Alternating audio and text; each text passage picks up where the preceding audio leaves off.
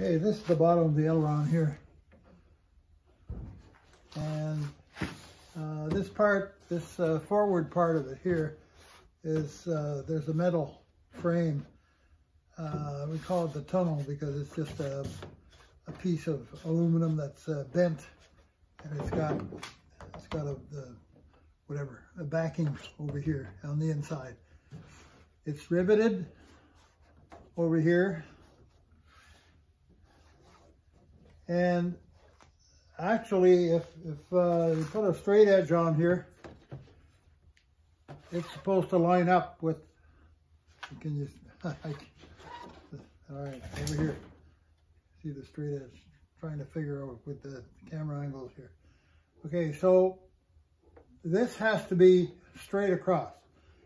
In other words, I need to remove these rivets and attempt to push that in far enough that it becomes lined up with the bottom, so we have a straight bottom on it.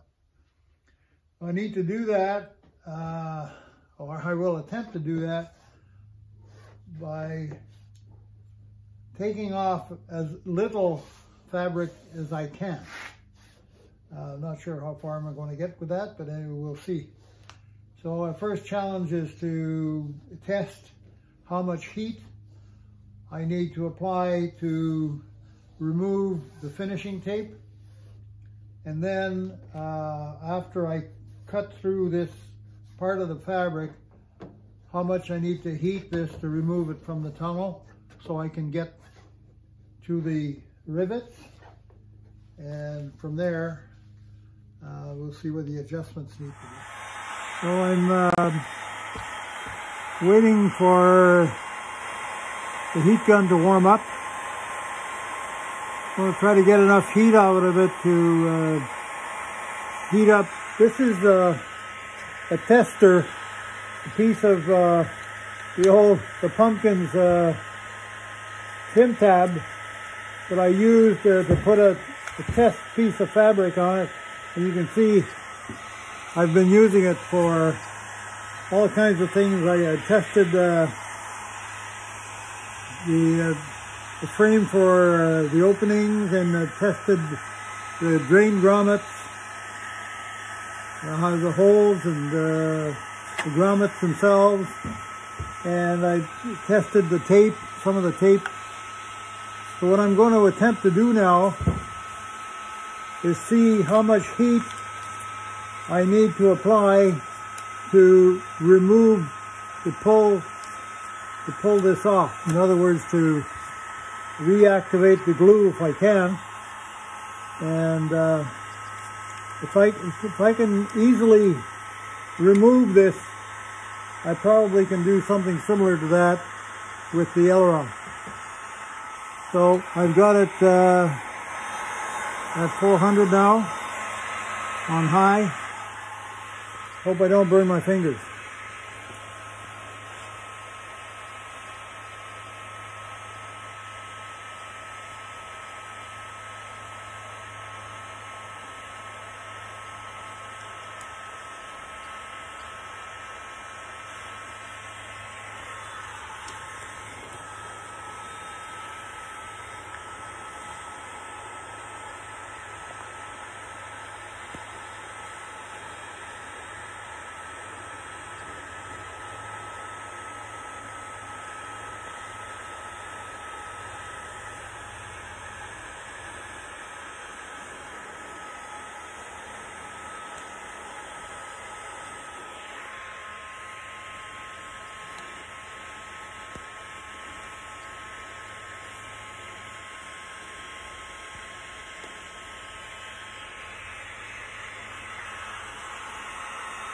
Okay, so it looks as if it might work.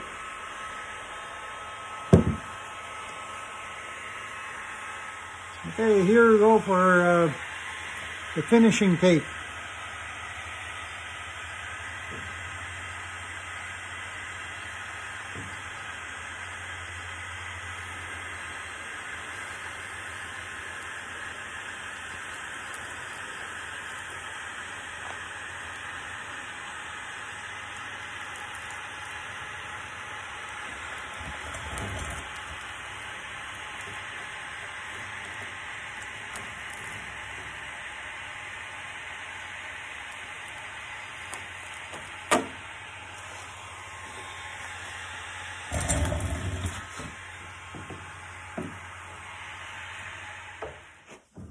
started surgery and cut along, and you can see where the rivets are here. And as it turns out, the glue just comes off once it's cut. I didn't even have to put any heat to it to uncover where the rivets are. Obviously, once the rivets are drilled out, I will need some means of getting in there, or some means of tucking it in, because I need to push this tunnel far enough down that it lines up with the bottom. So that's where I'm at now. I've cut and uncovered the rivets. The next step is going to be to drill the rivets out and see how I can doctor that to make it come down where it's supposed to. Here's the process I'm going to use, that I'm using for drilling out the solid rivets that are on there now. So there's already a dimple on the center of the rivet head, but I want to make sure that the drill doesn't slide, so I'm putting another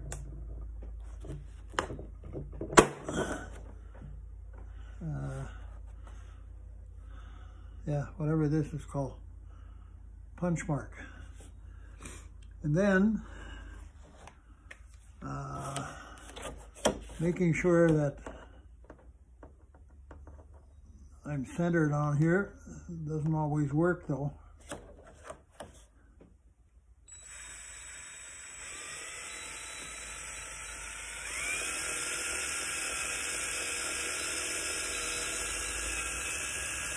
Trying to creep back to the center.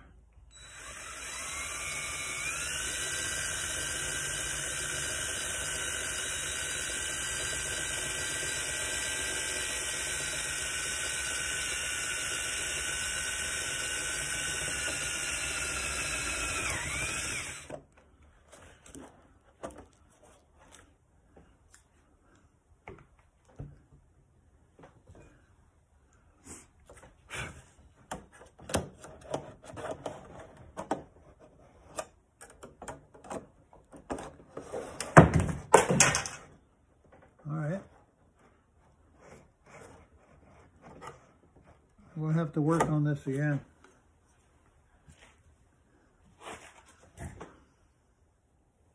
Well, I got the rivets drilled out.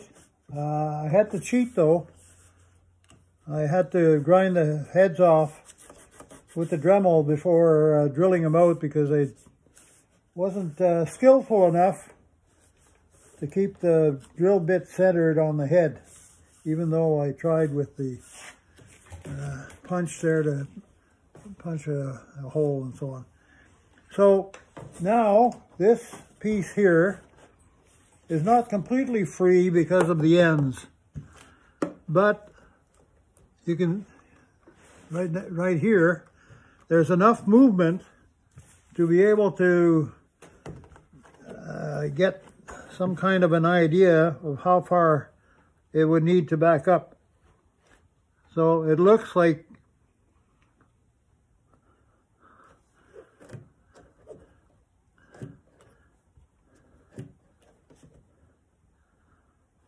½ inch.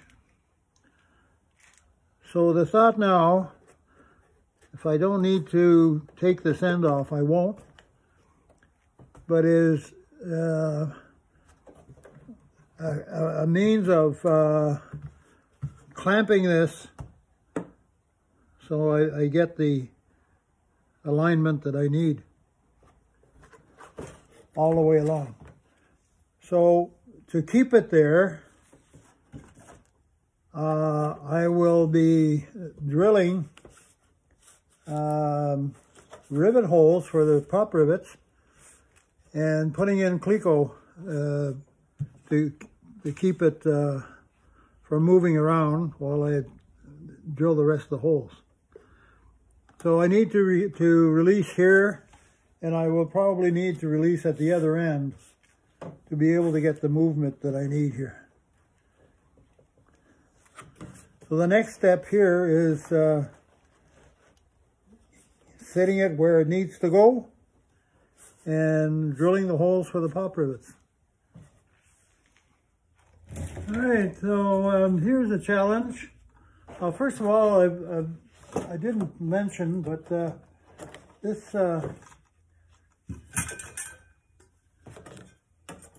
piece here would be tucked underneath the fabric there. So there would be an overlap of the fabric here in re-gluing. Anyway, that's neither here nor there, because in order to have this flat, that was the objective. Now, when I bring this down to flat, which is attainable, I could do that. The result is that the width here is a ½ inch narrower than the other aileron. Now, I'm not sure anymore how much surface area that ½ inch would represent, what the impact of that ½ inch surface area for the length of the aileron obviously would have on its response. I have no idea. So my decision now is to not push it as far in as it would need to go to be flat, and gain on that ½ inch. So this, the spacing that I put in this little gauge here is a ¼ inch narrower than the other. The other one is 15.5. This is 15.25, and I would need to go at least another ¼ inch to get the flatness that we were looking for before. Now, what's more important, the flatness? The flatness was only a means of shortening it off here so that it wouldn't bottom out at in the aileron bay. Maybe a ¼ inch would be enough to clear. I know for sure that if I brought it flat at 15 inches rather than 15.5, that it would certainly clear the bottom of the aileron bay. So what the impact aerodynamically of that would have on the aileron response, I don't know. So that's where we are.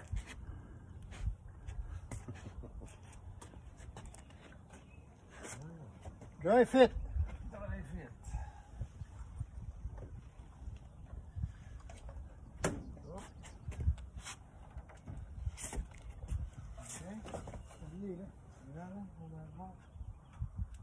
Solide que sí, ça là.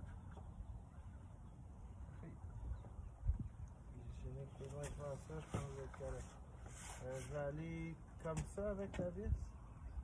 Ouais, je vois la différence. On va essayer.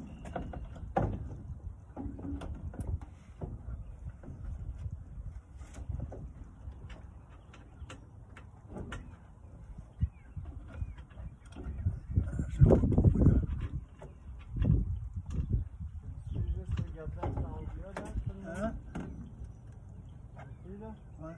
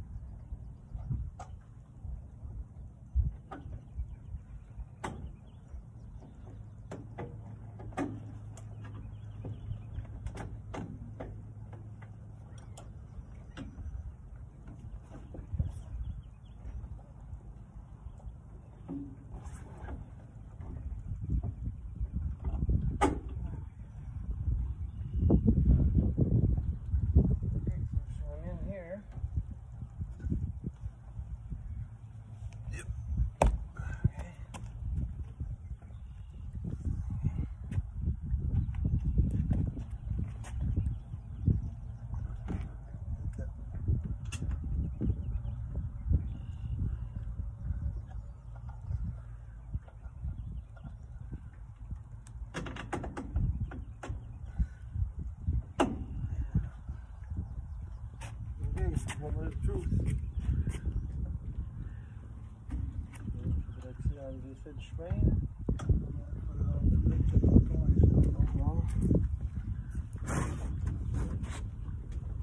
Okay, on est good? Okay.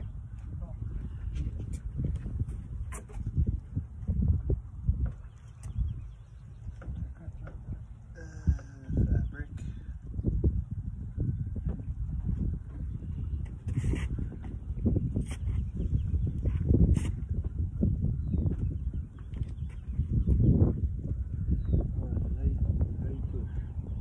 Tush. Yes.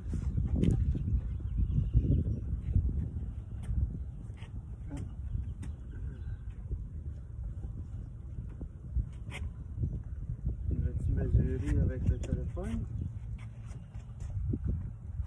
Ben, je vais filmer la forme maintenant. Pas filmer, puis... Pas filmé, hein? Pas filmer, puis mesurer. We interrupt this program because we need so we took the phone and measured the deflection and found out that we still weren't quite as down as we needed to be to get the proper deflection. So we decided to remove the Cleco clamps that we had in there and deflected it to the point where it needed to be, and mark the fabric.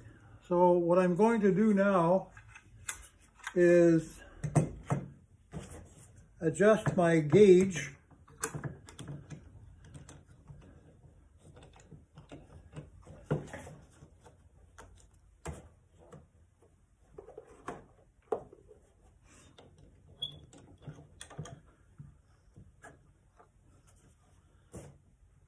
So this is the position I'm going to work on. In other words, I'm going to re-drill and put Clecos at that position here. And that's where it's going to sit. Without overly being concerned with the distance here, we're looking for deflection rather than just surface area of underneath the thing. Okay, so that's our next step. Okay, so we re-drilled at this new reference point here, the mark that we put, and I put the Clecos, and the commitment to this width is done. I will install pop rivets at both ends, or maybe 3 per strip. Actually, the way this is, there's a cutout here for the ribs, so between cutouts from the end here to this cutout, I'll be putting in 3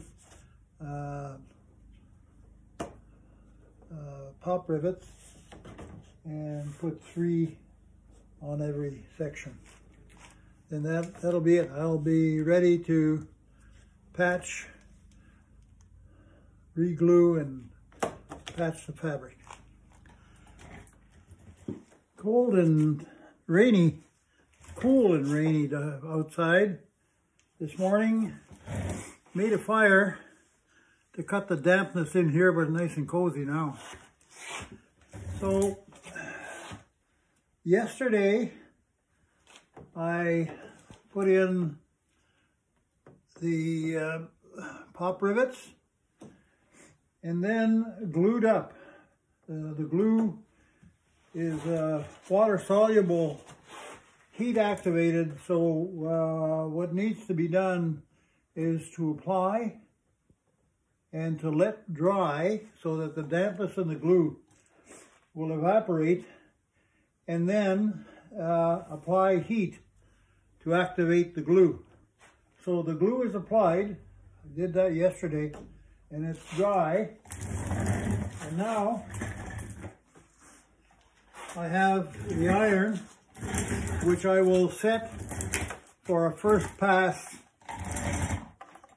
at 200.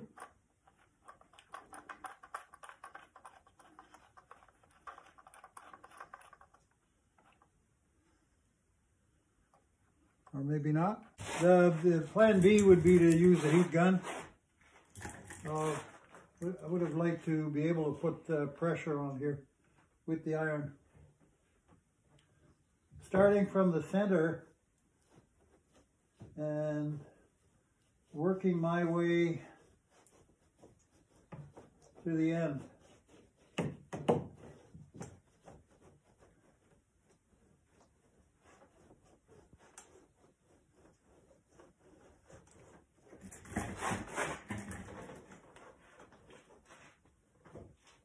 So the next step is getting ready to apply some of the, it's not glue, I guess it's a facilitator of some type. I'm going to lay down a 2-inch piece of finishing tape over the edge here. So I masked off so that I don't overshoot the mark with this glue preparation that I need to put on. It's not the same stuff as the glue for the fabric. It's the finishing tape is already pre-glued, and it's got a removable backing to it. And this preparation needs to be put on and dry. And then, of course, it's heat activated. So this is the next step is going to be to put this 2-inch finishing tape on there. Okay, so here we go. I did put the stuff, the activator on here in between the strips of masking tape. Now I'm going to remove the masking tape because I'm concerned about the amount of heat with the iron. I'm going to have to heat the finishing tape, and the only reason I put the masking tape on here was to not put the glue too far beyond.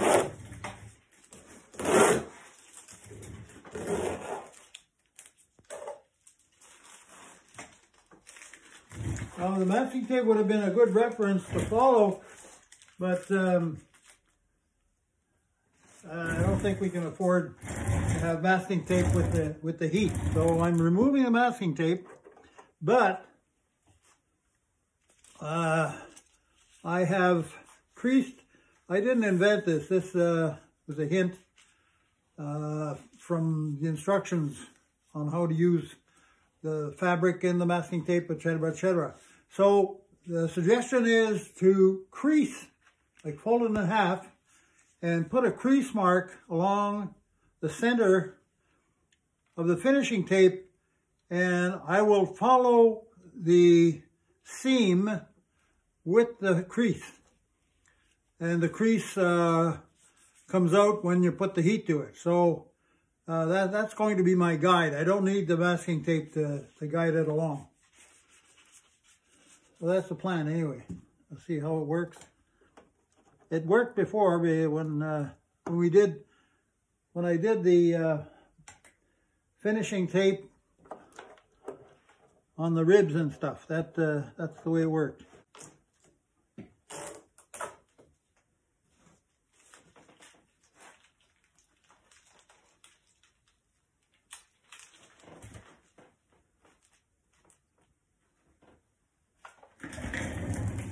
So I'm going to bring this down to 100.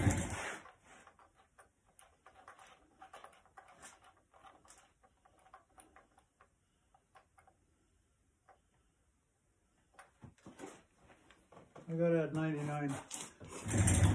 And I'm going to set this down now.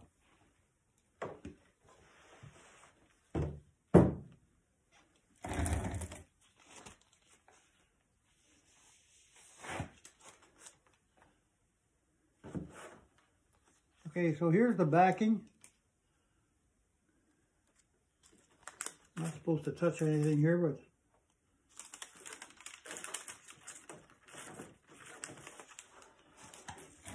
and I'm starting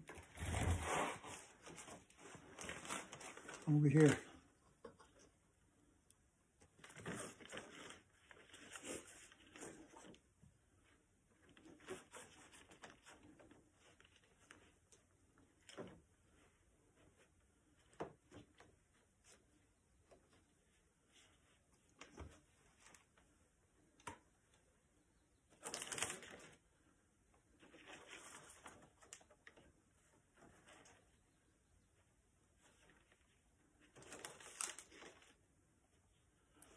It won't be as easy as I thought.